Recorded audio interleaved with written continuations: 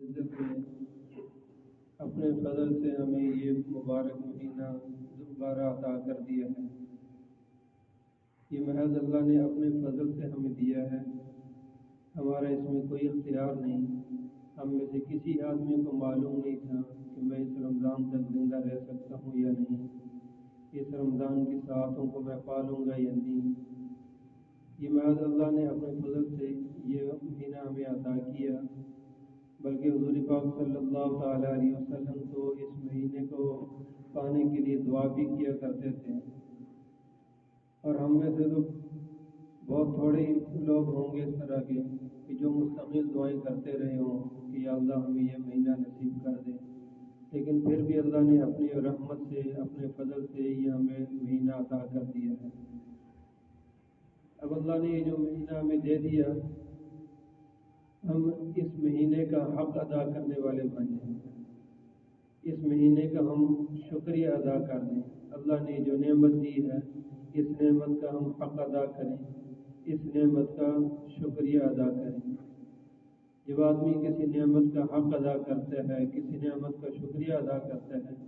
اللہ رب العزت اس نعمت کو باقی بھی رکھتے ہیں، اس نعمت میں اضافہ بھی فرماتے ہیں، اور اللہ رب العزت خوش ہوتے ہیں۔ اللہ چاہتے ہی یہی ہے کہ میرا بندہ میری نعمتوں پر میرا شکر ادا کرتا رہے، اور یہ محض اللہ رب العزت انسان سے محبت کرتے ہیں، اس وجہ سے اللہ رب العزت ایسے مواقع اس کو عطا کرتے رہتے ہیں۔ اب یہ جو مہینہ اللہ نے ہمیں دے دیا، اس مہینے میں ہم وہ کام کریں کہ جو کام ہمیں نبی صلی اللہ تعالیٰ علیہ وسلم نے خود بھی کیا اور کر کے ہمیں دکھایا بھی ہے، ہمیں بتایا بھی ہے۔ ان میں سے ایک بہت بڑا عمل اس رمضان کے اندر، بہت بڑا عمل روزے رکھنے کا ہے،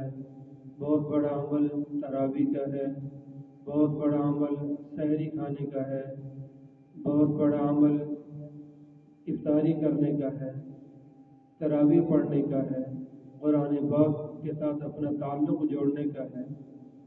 یہ جتنے بھی اعمال جو ہم رمضان سے پہلے کیا کرتے تھے،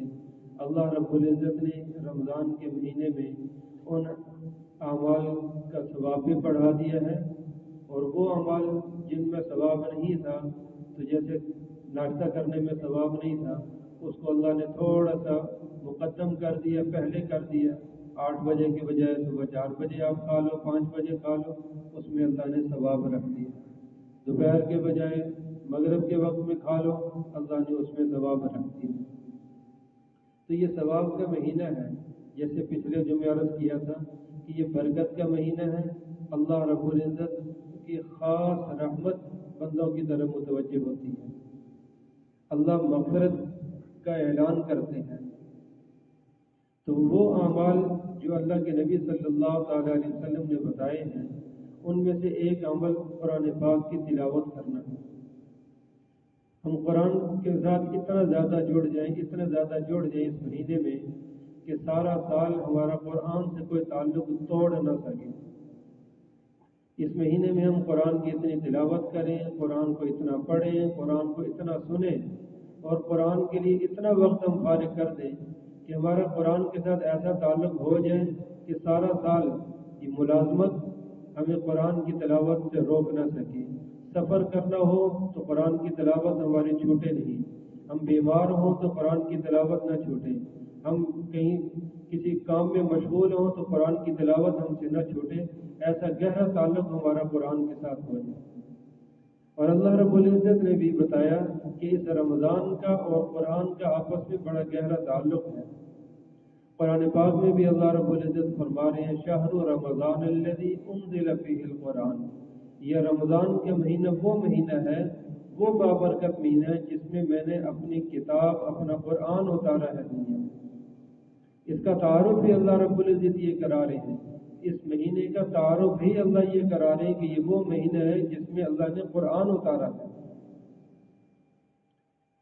اور دوسری جگہ پہ بھی انا انزلناہ فی لیلۃ القدر، کہ اللہ رب العزت کہہ رہے ہیں کہ یہ ہم نے قرآن شب قدر میں نازل کیا ہے، اور شب قدر کے رمضان میں، اور تو اس کا مطلب یہ ہے کہ اللہ رب العزت نے رمضان میں قرآن کو اتارا ہے. رمضان کے ساتھ قرآن پاک کا بڑا گہرا تعلق ہے. رمضان میں اللہ رب العزت نے لوح محفوظ سے آسمانی دنیا پر ایک ہی رات میں اللہ نے سارا قرآن اتار دیا، اور پھر وہاں سے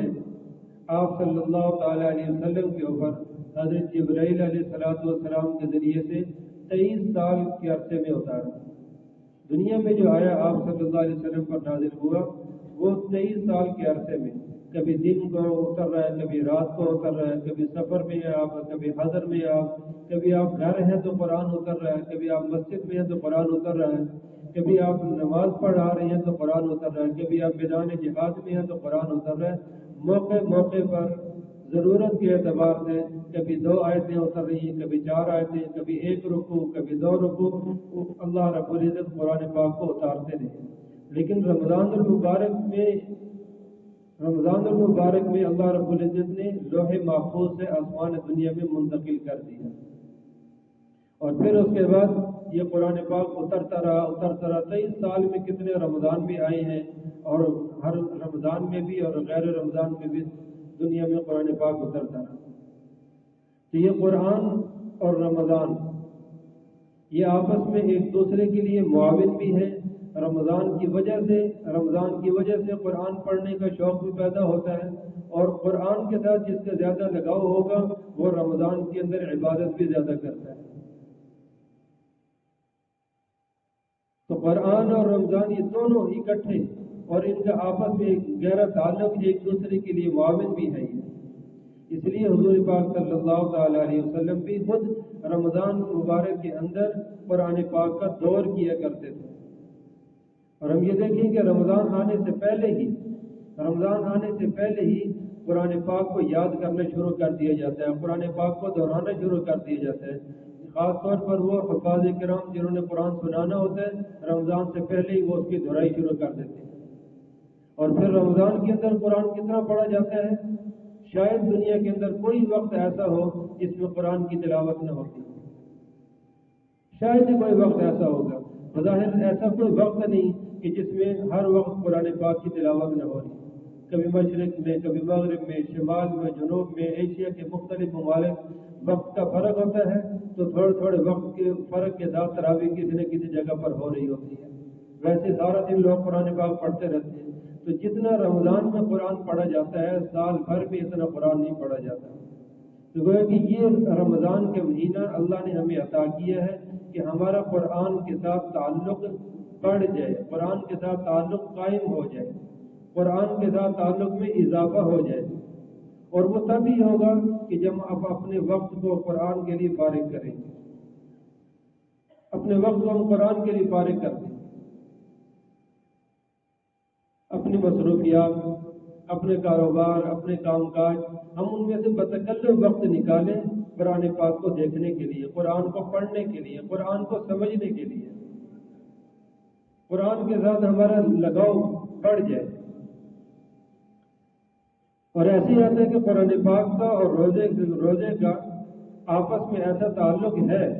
کہ روزہ آتا ہے کتب علیکم الصیام کما کتب علی الذین من قبلکم لعلکم تتقون. اللہ نے روزہ اس لیے رکھا ہے تاکہ روزے کے ذریعے سے انسان کے اندر تقوی پیدا ہو جائے، انسان کے اندر اللہ کا خوف پیدا ہو جائے، خشیت پیدا ہو جائے.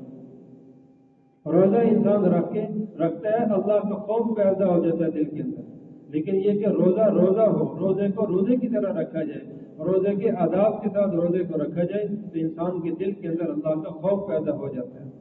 صبح سے لے کر شام تک اگر وہ گھر میں بھی ہے، کوئی اس کو دیکھنے والا نہیں ہے، کوئی اس کو پوچھنے والا نہیں ہے، گھر میں فریج بھی پڑی ہوئی ہے، کھانا بھی پڑا ہوا ہے، پانی بھی پڑا ہوا ہے، کوئی دیکھنے والا نہیں ہے، لیکن وہ پیاس بھی اس کو لگ رہی ہے. گرمی کے روزے بھی ہوتے ہیں، دل لمبا ہوتا ہے، بعض دفعہ آدمی بیمار ہوتا ہے، زیادہ برداشت نہیں ہوتا، لیکن پھر بھی وہ پانی کا گھونٹ نہیں پی رہا. کس وجہ سے نہیں پی رہا؟ کہ میرا اللہ مجھے دیکھ رہا ہے. انسانوں میں سے تو کوئی نہیں دیکھ رہا ہوتا. تو گویا کہ اس رمضان کے اندر روزے کی حالت میں اللہ رب العزت انسان کو جو کام اس کی عادت میں ہوتے ہیں، جو کام اس کی فطرت میں ہوتے ہیں، تو وہ بھی اگر یہ چھوڑنا چاہے اللہ کے حکم کی وجہ سے تو چھوڑنے کی مشق ہو جاتی ہے۔ کھانا کھانا، پانی پینا، دودھ پینا، مشروبات استعمال کرنا، بہت سارے کھانے کی چیزیں اللہ نے بنائی ہیں، ان کو کھانا، اس کے بعد پیسے بھی ہے، سب کچھ ہے، لیکن اور چیزیں اس کو اچھی بھی لگ رہی ہیں، اللہ کے حکم کی وجہ سے اب اس نے کھانا پینا چھوڑ دی۔ تو جو چیز اس کی فطرت میں ہے، جو چیز اس کی عادت بن چکی ہے، اس کو بھی اگر وہ تھوڑی دیر کے لیے چھوڑنا چاہے تو وہ چھوڑ سکتا ہے، اس کی مشق اس کی ہو جاتی ہے۔ تو جب آدمی حلال چیزوں کو چھوڑ سکتا ہے تو حرام چیزوں کو تو بطریقہ اولا آدمی چھوڑ سکتا ہے۔ کوئی آدمی یہ نہیں کہہ سکتا کہ میں نشہ چھوڑنا چاہتا ہوں تو مجھ سے نشہ چھوڑتا نہیں، میں سگریٹ چھوڑنا چاہتا ہوں مجھ سے سگریٹ چھوڑتی نہیں، میں نسوار چھوڑنا چاہتا ہوں مجھ سے نسوار چھوڑتی نہیں ہے۔ یہ رمضان کے اندر اس کی مشق ہو جاتی ہے، صبح سے لے کر شام تک سگریٹ چھوٹی ہوئی ہے، صبح سے لے کر شام تک اس کی نسوار چھوٹی ہوئی ہے، صبح سے لے کر شام تک اس کا حلال بھی چھوٹا ہوا ہے، تو پھر حرام کیوں نہیں یہ چھوڑ سکتا؟ ہاں، اگر آدمی خود ہی نہ چھوڑنا چاہے، خود ہی نہ چھوڑنا چاہے تو پھر کوئی اس کو مجبور نہیں کر سکتا، کوئی اس کو مجبور نہیں کر سکتا۔ تو یہ روزے کے ذریعے سے انسان کے اندر وہ تقویٰ اللہ پیدا ہو جاتا ہے، خوف پیدا ہو جاتا ہے۔ ایسے ہی آتا ہے کہ ذالک الکتاب لا ریب فیہ ھدی للمتقین، کہ یہ اللہ نے جو قرآن نازل کیا ہے، یہ قرآن بھی تقوی کا بہت بڑا ذریعہ ہے۔ تقوی کا جو آدمی تقوی حاصل کرنا چاہے وہ قرآن سے اپنا تعلق قائم کر لے، اس کے اندر تقوی پیدا ہو جائے گا۔ جیسے روزے کے ذریعے سے تقوی آ رہا ہے، ایسے ہی قرآن کے ذریعے سے بھی اس کے اندر تقوی پیدا ہو جاتا ہے۔ اور ایسے ہی آتا ہے کہ قرآن اور روزے کا تعلق، کہ روزہ اور قرآن دونوں کل قیامت کے دن اللہ کے ہاں سفارشی ہوں گے، اللہ کے ہاں یہ دونوں سفارش کریں گے۔ روزہ کہے گا کہ یا اللہ، میں نے اس کو سارا دن منعت الطعام والشہوات، سارا دن میں نے اس کو کھانے پینے سے روکے رکھا، میں نے اس کو نفسانی خواہشات سے روکے رکھا، اے اللہ میری وجہ سے، روزے کی وجہ سے اس نے سارا دن کچھ نہیں کھایا، تو تم میری سفارش کو قبول کر لے اور اس کو جنت میں داخل کر دے۔ اتنے میں قرآن پاک آئے گا، وہ بھی آ کر یہ سفارش کرے گا کہ یا اللہ، میں نے اس کو منعت اللیل، میں نے رات بھر اس کو روکا، یہ رات کو سویا نہیں میری تلاوت کی وجہ سے، اس نے دن کو بھی وقت فارغ کیا مجھے پڑھنے کے لیے، اس نے رات کو اپنی نیند کو قربان کیا میری تلاوت کرنے کے لیے، یا اللہ فشفعنی فی، میری اس کے بارے میں سفارش قبول کیجیے اور اس کو جنت میں داخل کر دیں، اس سے جو غلطیاں دنیا میں ہوتی نہیں وہ اس کو معاف کر دیں۔ حدیث پاک میں آتا ہے کہ اللہ رب العزت اس قرآن کی سفارش کو بھی قبول کریں گے اور اس روزے کی سفارش کو بھی قبول کریں گے، ان دونوں کی سفارش قبول کر کے اللہ اس کو جنت میں داخل کر دیں گے۔ تو روزہ بھی ہمارے لیے سفارشی بنے گا اور یہ قرآن بھی ہمارے لیے سفارشی بنے گا۔ اس لیے جب ہم روزہ رکھ رہے ہیں تو ہم اپنا وقت فارغ کریں قرآن پاک کی تلاوت کے لیے، قرآن پاک کی تلاوت کے لیے۔ سال یہ مہینہ ختم ہو جائے گا، پھر روزہ رکھنا ہمارے اختیار میں ہوگا، نفلی روزہ ہم سال بھر جب چاہے رکھ سکیں گے، جب دل کرے گا رکھ لیں، جب دل کیا نہیں رکھ لیں، لیکن قرآن پاک کے ساتھ ایسا گہرا ہمارا تعلق ہو جائے، ہمارا کوئی دن ایسا نہ گزرے جس میں میری قرآن کی تلاوت نہ ہوئی، میں قرآن سنوں نہیں، میں قرآن پڑھوں نہیں، ایسا ہمارا کوئی دن نہ ہو۔ اور پھر جب آپ یہ دونوں چیزیں، روزہ بھی اور قرآن بھی، اللہ رب العزت کا تعلق حاصل کرنے کا، اللہ کا قرب حاصل کرنے کا ایک بہت بڑا ذریعہ ہے۔ جو آدمی روزہ رکھتا ہے، اللہ رب العزت کو اس سے بہت زیادہ تعلق ہو جاتا ہے، اللہ کو اس سے بہت زیادہ پیار ہو جاتا ہے۔ ایسے ہی جو آدمی قرآن پاک کی تلاوت کرتا ہے، اس سے بھی اللہ رب العزت کو بہت زیادہ پیار ہو جاتا ہے۔ حدیث شریف میں آتا ہے، جیسے ہم دنیا میں دیکھتے ہیں کہ کسی آدمی کو کسی سے تعلق ہو جائے، کسی کو محبت ہو جائے کسی سے، تو اس کی کمیاں بھی اس کو کمیاں نہیں محسوس ہوتی، اس کی کمیاں بھی اس کو اچھی لگتی۔ اس کے گندے کپڑے ہیں پھر بھی اس کو وہ اچھا لگ رہا ہے، اس کے بال بکھرے ہوئے ہیں پھر بھی وہ اس کو اچھا لگ رہا ہے، وہ ایسا کام کرے جسے عام لوگوں کو اچھا نہیں لگتا، لیکن جس کو محبت ہوتی ہے اس کو وہ اچھا لگ رہا ہوتا ہے۔ ہم میں سے ہر ایک آدمی ذرا تصور کرے جس کی اولاد ہے، دیکھیں کہ اولاد کے کپڑے گندے ہوں تو اپنا بیٹا اچھا لگتا ہے، دوسرا اچھا نہ لگے لیکن اپنا بیٹا پھر بھی اچھا لگ رہا ہوتا ہے۔ بچہ جو ہے وہ کپڑے اس کے گندے ہوں، ناک اس کے بہہ رہی ہو، بال اس کے بکھرے ہوئے ہوں، دوسرے لوگ اس کو بری نظر سے دیکھیں گے، لیکن اگر اس کی ماں سامنے آ جائے تو وہ اسی وقت اٹھا کر اس کو اپنے سینے کے ساتھ لگا لیتی ہے، اس کو پیار کرتی ہے، اس کو صاف کرتی ہے، اس لیے کہ اس کو اس کے ساتھ محبت ہے۔ تو ایسے ہی جو آدمی روزہ رکھتا ہے، روزہ رکھنے کی وجہ سے اس کا اللہ کے ساتھ ایسا تعلق ہو جاتا ہے اور اللہ کو اس کے اوپر اتنا پیار آتا ہے۔ حدیث شریف میں آتا ہے جب آدمی روزہ رکھتا ہے تو اس کے معدے میں سے ایک بدبو، معدہ خالی ہونے کی وجہ سے ایک بدبو اٹھتی ہے، بدبو اٹھتی ہے، منہ کے راستے وہ بدبو باہر نکلتی ہے۔ ہم یہ دیکھتے ہوں گے بعض دفعہ آدمی کسی سے بات کرتا ہے تو اس کے منہ سے بدبو آتی ہے تو دل کرتا ہے منہ پر کر لے آدمی، اس کے قریب منہ نہ کرے تاکہ وہ بدبو نہ آئے، لیکن وہ بدبو ایک آدمی کو ساتھ میرے بیٹھنے والے کو تو بری لگے گی، میرے گھر والوں کو بری لگے گی، بچوں کو بری لگے گی۔ اللہ رب العزت کے ہاں اطیب عند اللہ من المسک، اللہ کے ہاں وہ مشک سے بھی زیادہ اللہ کو پسندیدہ ہے۔ میرے بدبو آ رہی ہے، لوگ بدبو کی وجہ سے مجھ سے نفرت کرتے ہیں، اللہ رب العزت کہتے ہیں کہ یہ میری وجہ سے اس کا معدہ خالی ہوا تھا، اس وجہ سے جی یہ بدبو آ رہی ہے، مجھے مشک سے بھی زیادہ یہ پسند ہے، مشک سے بھی زیادہ پسند ہے۔ اور ایسے ہی روزہ دار جب روزہ رکھتا ہے، اللہ رب العزت نے قیامت کے دن اس کے لیے جنت میں داخلے کے لیے ایک دروازہ رکھا ہوا ہے، ایک خاص دروازہ ہے جس کا نام ہے ریان، باب الریان، کہ یہ وہ دروازہ ہے کہ جس سے روزہ دار جو دنیا کے اندر روزہ رکھتے ہیں، مشقتیں برداشت کرتے ہیں روزے کے لیے، کبھی سردی کا روزہ، کبھی گرمی کا روزہ، کبھی دن چھوٹا ہے تو بھی روزہ رکھ رہے ہیں، کبھی دن لمبا ہے تو بھی روزہ رکھ رہے ہیں، اور اللہ کے لیے سارا دن بھوکے پیاسے رہ رہے ہیں، تو اللہ رب العزت اس دروازے سے روزے داروں کو جنت میں داخل کریں گے۔ خاص دروازہ رکھ دیا کہ اور کوئی بھی اس دروازے سے نہیں جا سکتا، روزے داروں کے لیے دروازہ کھلا ہوا ہے۔ اور جب قیامت کے دن ہوگا، حدیث شریف میں آتا ہے کہ اللہ رب ہر عمل کا ثواب کم از کم 10 گنا، ہر عمل کا ثواب کم از کم 10 گنا، اور پھر 700 گنا، واللہ یضاعف لمن یشاء، جتنا مرضی اللہ بڑھا دے اس کو، تو لیکن اس کے لیے ترازو لگے گا۔ اللہ رب العزت فرشتوں کو کہیں گے اس نے نماز پڑھی ہے، اس کا ثواب اس کو دے دو، اس نے صدقہ کیا، اس کا ثواب اس کو دے دو، اس نے یہ کام کیا، اس کا ثواب اس کو دے دو، اچھا بول اس نے بولا، اس کا ثواب اس کو دے دو۔ لیکن جب روزے کی باری آئے گی، اللہ رب العزت اس کو آگے بلائیں گے اور آگے بلا کر کہیں گے الصوم لی وانا اجزی بہ، یہ روزہ تو نے صرف میرے لیے رکھا تھا، مجھے راضی کرنے کے لیے رکھا تھا، اور سارا دن کھانے پینے سے میرے خوف کی وجہ سے تو رکا رہا تھا، تجھے اور کوئی نہیں دیکھ رہا تھا، اس کا بدلہ آج میں خود اپنے ہاتھوں سے تجھے دے رہا ہوں۔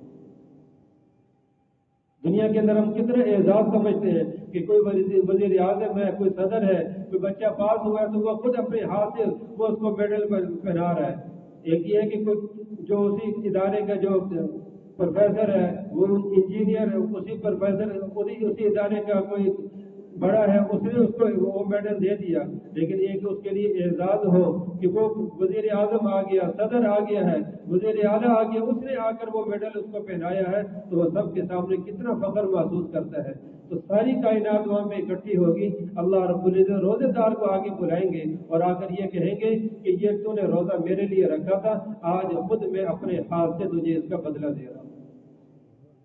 اور ایک حدیث میں آتا ہے کہ وَأَنَا أُجْزَىٰ بِهِ، کہ روزہ اس نے میرے لیے رکھا تھا، میں خود اس کے بدلے میں اس کو مل گیا۔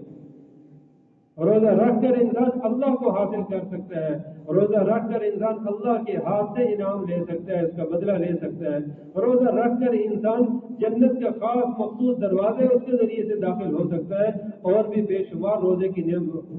کی وجہ سے اللہ کا قرب انسان کو حاصل ہوتا ہے۔ اور اسی کے ساتھ ساتھ جو اس کے ساتھ قرآن پاک ہے، قرآن کی وجہ سے بھی اللہ کا بہت زیادہ قرب انسان کو حاصل ہوتا ہے۔ حدیث میں آتا ہے کہ اللہ رب العزت جو آدمی بھی قرآن پڑھ رہا ہو، اچھی آواز میں قرآن پڑھے، اللہ رب العزت اس کی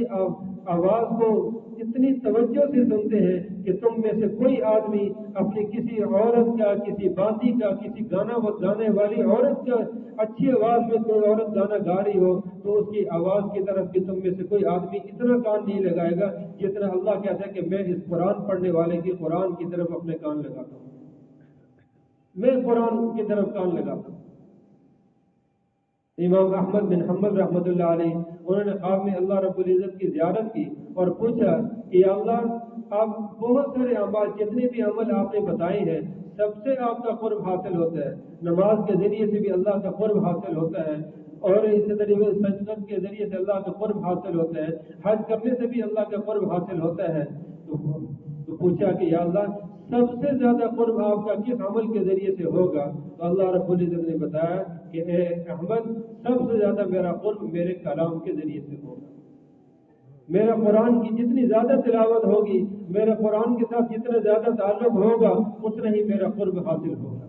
تو یہ قرآن پاک ہم دن کے اندر بھی پڑھ رہے ہوں، یہ قرآن ہم رات میں بھی پڑھ رہے ہوں، خاص طور پر یہ تراویح جو اللہ رب العزت نے رکھ دی ہے، تو ان تراویحوں کے 20 رکعت تراویح اللہ نے بتا دی ہے ہمیں، تو ان 20 رکعتوں میں یہ بھی اللہ نے آسانی کر دی، یہ نہیں کہا کہ 2 رکعتوں میں 2 سپارے پڑھ لو 4 سپارے پڑھ لو، بلکہ 20 رکعت کہہ دی کہ انسان پڑھتا بھی رہے اور اس کے بعد سستاتا بھی رہے گا، رکوع میں جائے گا، سجدے میں جائے گا، تشہد میں بھی بیچ میں بیٹھے گا، پھر 2 رکعتوں کے بعد سلام بھی پھیرے گا، بیٹھے گا، 4 رکعت پوری ہو جائیں گی، اس کے بعد بیٹھے گا، تھوڑی دیر آرام کر لے گا، تو انسان کو تھکاوٹ بھی زیادہ محسوس نہیں ہوگی اور قرآن پاک کی تلاوت بھی زیادہ ہوتی رہے گی، قرآن پاک کی تلاوت بھی ہوتی رہے گی۔ تو ہم میں سے ہر ایک آدمی اس بات کا عہد کرے کہ میرا قرآن سے اس رمضان کے اندر اتنا گہرا تعلق ہو جائے گا کہ میں سارا سال پھر قرآن کو چھوڑوں گا نہیں۔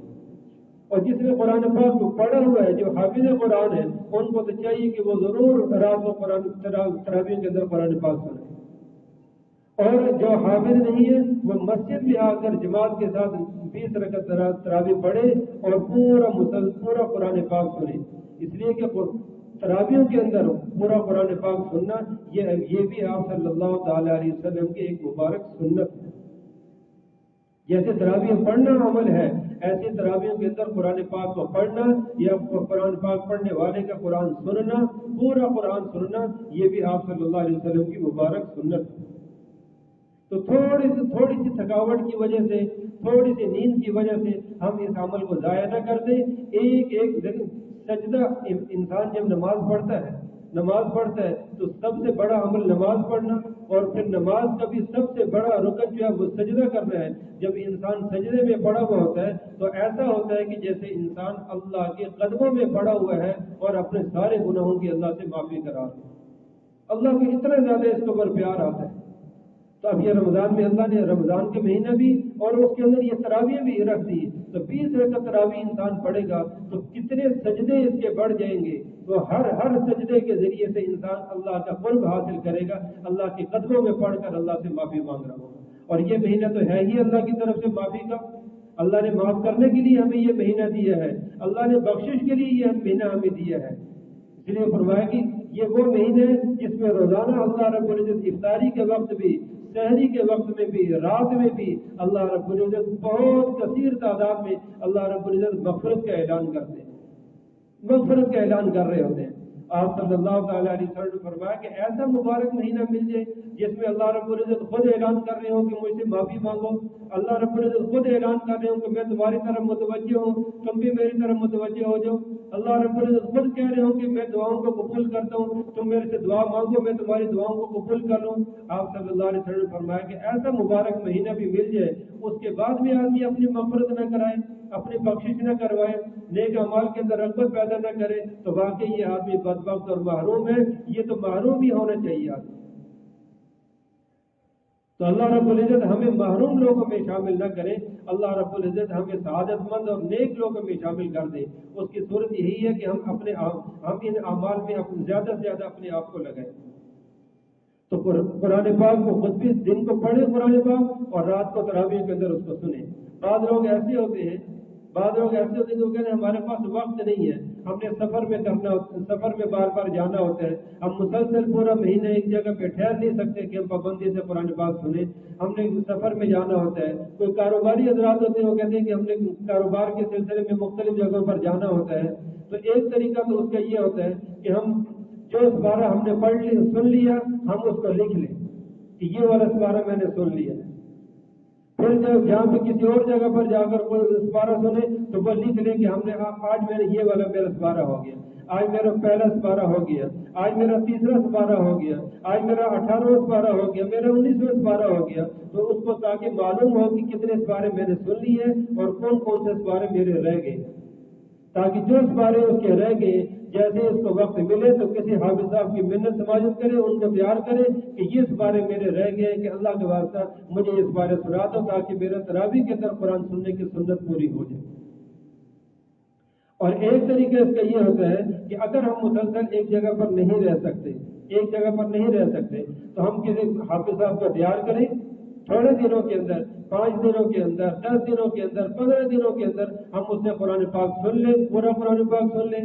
ہمت ہے تو 3 سپارے کر کے سن لیں، 2 سپارے کر کے سن لیں، 4 5 سپارے کر کے سن لیں۔ لوگ سنتے ہیں، اپنے بیٹھکوں میں سنتے ہیں، بازاروں کے اندر سنتے ہیں، مختلف جگہوں پر اس کا انتظام کر کے یہ سپارے سن لیں تاکہ پھر آپ کا قرآن پاک پورا ہو جائے۔ اس کے بعد پھر آپ جہاں پہ بھی جائیں گے آپ کم از کم تراویح وہاں پہ 20 پوری پڑھ لیں۔ اگر قرآن پاک آپ مسلسل پھر آگے نہیں بھی سنیں گے تو قرآن پاک مکمل سننے کی سنت ادا ہو جائے گی، مکمل سننے کی سنت ادا ہو جائے گی۔ تو یہ قرآن پاک ایسی چیز ہے کہ جتنا بھی ہم اس میں لگیں گے یہ اتنا ہی اس کے اندر جاذبیت ہے، اور زیادہ انسان کو اپنی طرف کھینچتا ہے، اور زیادہ اپنی طرف کھینچتا ہے۔ اور صحابہ کرام رضوان اللہ علیہ مجمعین، ان آپ صلی اللہ علیہ وسلم کے زمانے سے لے کر اب تک جتنے بھی نیک لوگ گزرے ہیں وہ قرآن کے ساتھ اور سنت کے ساتھ تعلق کی وجہ سے ہی وہ نیک بنے ہیں۔ اللہ کا قرب اگر کسی کو حاصل ہوا ہے اور قرآن و حدیث کے ساتھ تعلق کی وجہ سے ہی حاصل ہوا ہے۔ حضرت عمر فاروق رضی اللہ تعالیٰ عنہ، وہ قرآن ہی تو انہوں نے سنا تھا جس نے ان کی دل کی دنیا بدل دی اور وہ پھر مسلمان ہوئے اور پھر امیر المؤمنین بنے، اور آج تک پھر ان کا چرچا ہے اور قیامت تک ان کا چرچا ہوتا رہے گا۔ حضرت ابو ذر غفاری رضی اللہ تعالیٰ عنہ، ان کے بھائی نے قرآن سنا اور ان کو آ کر بتایا کہ یہ قرآن ہے، اور انہوں نے کہا کہ واقعی یہ قرآن سن کر وہ مسلمان ہو رہے ہیں۔ کتنے صحابہ صرف قرآن سنا مسلمان ہو گئے۔ انسان تو پھر انسان ہے، جنات کے واقعات بھی آتے ہیں۔ آپ صلی اللہ تعالی علیہ وسلم قرآن پڑھ رہے ہیں، جنات نے آ کر قرآن سنا اور فوراً مسلمان ہوئے اور جا کر اپنی قوم کو دعوت دی، انا سمعنا قرآنا عجبا یہدی الی الرشد فآمنا بہ، کہ ہاں آج ہم نے ایسا قرآن سنا ہے کہ بڑا ہی عجیب اللہ کا وہ کلام ہے کہ جو انسان کی صحیح رہنمائی اور سیدھی رہنمائی کرتا ہے۔ جب جنات کے اوپر قرآن کا اثر ہو رہا ہے تو ہم تو پھر انسان ہیں، ہم تو پھر مسلمان ہیں، ہمارے اوپر قرآن کا کیوں اثر نہ ہوگا؟ لیکن یہ کہ ہم اثر لینے کی نیت ہو، ہم قرآن سے متاثر ہونے کی نیت ہو، ہم یہ پڑھیں قرآن تو یہ ہمارے دل کے اندر ہوگی، یہ اللہ کا کلام ہے۔ حضرت اکرمہ رضی اللہ تعالیٰ عنہ قرآن کھولتے ہیں، ہذا کلام ربی، یہ میرے رب کا کلام ہے، کہاں میں اور کہاں میرا اللہ مجھ سے باتیں کر رہا ہے، میں اس قابل کہاں کہ میرا اللہ مجھ سے باتیں کرے۔ ہذا کلام ربی، ہذا کلام ربی کہہ رہے ہیں، اور چہرے کا رنگ متغیر ہو جاتا ہے، چہرے کا رنگ بدل جاتا ہے کہ اللہ کا کلام، میری اتنی بڑی قسمت کہ میں اللہ مجھ سے باتیں کر رہا ہوں۔ اس لیے آتا ہے کہ قرآن جب جس آدمی کا دل کرے کہ میں اللہ سے باتیں کروں، المصلی یناجی ربہ، اس کو چاہیے کہ نماز کی نیت باندھ لے، اس لیے کہ نمازی آدمی اللہ سے سرگوشی کیا کرتا ہے، اللہ سے باتیں کیا کرتا ہے۔ اور جس آدمی کا دل یہ چاہے کہ میرا اللہ مجھ سے باتیں کرے، اس کو چاہیے کہ قرآن پاک کھولے، یہ ساری اللہ کی باتیں ہیں۔ اے میرے بندے تو تکبر نہ کر، اے میرے بندے نماز پڑھا کر، اے میرے بندے زکوٰۃ ادا کیا کر، اے میرے بندے اپنے نظروں کی حفاظت کیا کر، اے میرے بندے اپنے کانوں کی حفاظت کیا کر۔ یہ ساری باتیں اللہ رب العزت مجھ سے آپ سے کر رہے ہوتے ہیں۔ اس لیے جب تک مسلمان کا تعلق قرآن کے ساتھ مضبوط تھا، مسلمان دنیا کے اندر غالب تھا۔ آج مسلمان دنیا کے اندر رسوا ہو رہا ہے، مسلمان دنیا کے اندر ذلیل ہو رہا ہے، اس کی بنیادی وجہ یہ ہے کہ قرآن کے ساتھ اور حدیث کے ساتھ مسلمان کا تعلق ٹوٹ چکا ہے، مسلمان کا تعلق ٹوٹ چکا ہے۔ تو اللہ رب العزت کا شکر ہے کہ یہ ہمارا ملک وہ ہے کہ دنیا میں کسی ملک کے اندر اتنے حافظ ایک سال میں تیار نہیں ہوتے کہ جتنے حافظ اس ہمارے ملک پاکستان کے اندر تیار ہوتے ہیں۔ 1 لاکھ سے زیادہ حافظ ایک سال کے اندر اس ملک پاکستان میں تیار ہوتے ہیں۔ اکثر مسجدوں میں آپ یہ دیکھیں گے کہ 2 حافظ مل کر اب قرآن پاک سنا رہے ہوتے ہیں۔ پہلے حافظ ملتا ہی نہیں تھا، لوگ تلاش کرتے تھے کہ کوئی حافظ صاحب ہمیں مل جائے قرآن سنانے کے لیے۔ اب اللہ کے فضل و کرم سے اتنے حافظ ہو گئے ہیں کہ ایک مسجد میں 2 حافظ ان کو سنانا پڑتا ہے۔ گھروں کے اندر بھی قرآن سنائے جا رہے ہیں، دفتروں کے اندر قرآن سنائے جا رہے ہیں، اور حال بک کر کے وہ بھی قرآن پاک سنائے جا رہے ہیں۔ تو ہم ہمت کریں، ہم قرآن پاک کو چھوڑیں نہیں، قرآن کے ساتھ اپنے تعلق کو قائم کریں۔ یہ کافروں کا اور یہ میڈیا کا حضور پاک صلی اللہ تعالی علیہ وسلم کے زمانے سے لے کر اب تک ان کے یہ غیر مسلموں کو یہ شیوا اور یہ ان کا طریقہ رہا ہے کہ مسلمان کا تعلق قرآن کے ساتھ توڑ دیا جائے۔ وقال الذين كفروا لا تسمعوا لهذا القرآن والغوا فيه لعلكم تغلبون، کہ یہ کافر لوگ کیا کہا کرتے تھے، ایک تو قرآن پاک سنا ہی نہ کرو، قرآن پاک پڑھنا تو دور کی بات، وہ کہتے اپنے لوگوں کو منع کرتے تھے قرآن پاک نہ سنا کرو، اور اگر کہیں بھی مسلمان قرآن پڑھ رہے ہوں، کہیں پہ کوئی بچے حفظ کر رہے ہوں، قرآن پڑھ رہے ہوں یا کوئی قرآن سنانا چاہے تو شور و شغب شروع کر دیا کرو، شور شرابہ شروع کر دیا کرو، تاکہ ان کے قرآن کی آواز ہی کسی کو نہ آئے۔ اللہ رب العزت کہتے ہیں کہ یہ قرآن میرا ہے، اس کی حفاظت کا ذمہ میں نے خود لیا ہوا ہے، اس کو میں دنیا کے اندر غالب کر کے میں خود دکھاؤں گا۔ تو اس لیے میرے عزیز محترم بھائیوں، یہ تو غیر مسلموں کا طریقہ ہے، ان کا یہ شیوا چلتا آ رہا ہے کہ مسلمان کا تعلق قرآن کے ساتھ جوڑ دی۔ تو اللہ نے ہمیں یہ مہینہ عطا کیا ہے، یہ مہینہ اللہ نے ہمیں اس لیے دیا ہے کہ ہم قرآن کے ساتھ اپنے تعلق کو تازہ کر لیں، اپنے تعلق کو بڑھا لیں۔ سارا سال جو ہم سے کمی کوتاہی ہو گئی ہے، کسی دن ہم نے قرآن نہیں پڑھا، قرآن نہیں سنا، تو اس مہینے کے اندر ہم اتنا قرآن کے ساتھ جوڑ جائیں کہ سارا سال ہمیں کوئی قرآن سے توڑ نہ سکے۔ اللہ رب العزت ہمیں قرآن پاک کے ساتھ تعلق نصیب فرما دے، سنت ادا کر لیں۔